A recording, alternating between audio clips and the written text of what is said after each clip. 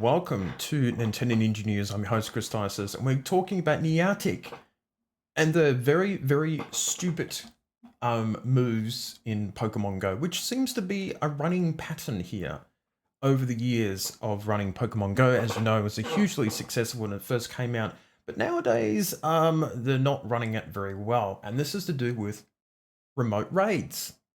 So, during the pandemic, they had remote raids, meaning that you can battle Pokemon and trainers and things like that and do things while still being indoors and not going out and exploring your neighborhood and stuff like that.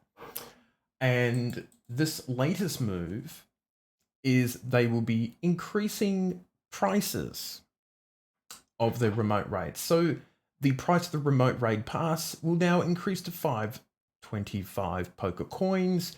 The single remote pass will be increased to, and a premium battle pass 3-pack will be added to the shop with a price of 250 poker coins. Participation levels will be decreased down to 5. This maximal may change and increase for special events. The remote raid passes will be included in a pool of potential rewards, can be earned through research breakthroughs, premium battle pass instead, and you get extra candies. They also said since the introduction in 2020, remote raid passes have come to dominate the experience of playing Pokemon Go in a way we never intended. Rewarding trainers with additional Candy XL and other new features are two ways we hope to further incentivize playing Pokemon Go in person with friends, family, and community. So, and they say that it's necessary for the long-term health of the game. I think when you go out to certain places in the real world, this company gets money, right? Which is, sort of understandable. But there are reasons why you need to have remote raid passes. Now, number one, which we will show, is not everyone lives in a big city. Some people live on the countryside. Some people live in places where the next poker stop is like 10, 20 kilometers away or even further out. Some of the comments here, such as the world has largely moved back outdoors and remote raid passes have come to dominate the overall experience of playing in a way that we never intended. Which kind of sounds a bit bullshit. The next one is interesting. Has evolved and changed year after year, 2021, blah, blah, blah. And we're seeing those changes in our plays and excitement to engage again and going out into the real world.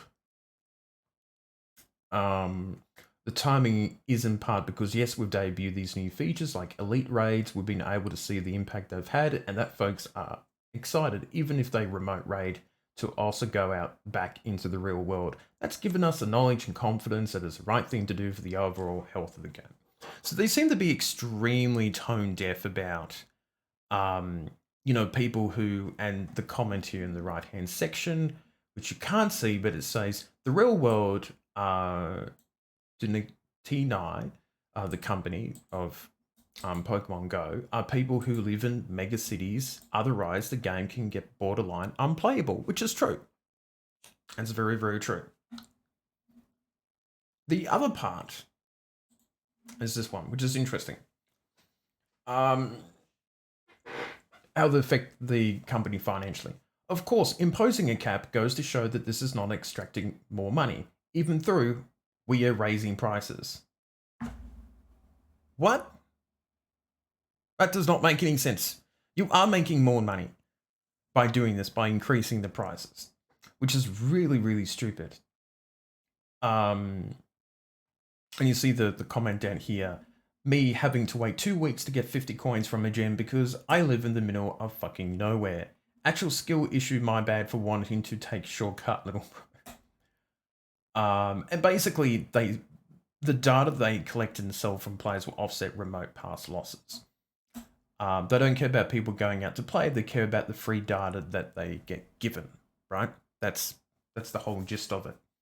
So apart from the issue of, people live in, remote towns or countrysides and things like that, The other issue is, what if you have a disability? What if you are in a wheelchair? What if you can't go outside because of health or mental health issues?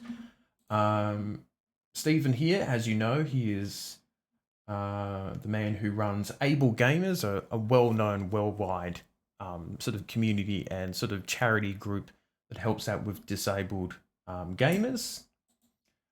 He puts it down very nicely. They're doubling the cost of playing Pokemon Go remotely, limiting how much you play. It's a disability tax, which is pretty fair to say. If you can't leave your home or leave in an accessible area, you can play, but it's going to cost you, and you can't play much of it. He's received DMs from internal workers who speak on the condition of animosity, not employing me to keep public pressure on them because the leadership wants remote play gone. And that's understandable. In terms of, if you have a disability and you can't go out that often, you really can't play Pokemon Go anymore. You really can't. And these sort of moves are really bad. And it seems they're incredibly tone deaf. Like, I remember this game when it first came out in 2016, in the early days of Nintendo Ninja News, and it was, a really fun game to play. But nowadays, the microtransactions, the limited options of you have to go out every day doing this sort of stuff. And I know that, yes, it's about going out and exploring the world and catching Pokemon. But when you make these really poor decisions, it's not very good. It's not great. And I think they should reverse these decisions and really think about, including all gamers of different backgrounds instead of just trying to push everyone outside again. So this is a very poor decision by them. I don't think it's very good. And hopefully they make some changes, but you've got to keep the public pressure on them to make those changes. So pretty much they are sort of self-destroying this game at the moment. So who knows what's going to happen. But do let me know in the comments what you think about this topic. And we'll keep an eye on it, see what happens. And yeah, it should be interesting to see how this goes. But if you look on Twitter and social media, the reaction has been very, very negative. So that's it for me, and I shall see you next time.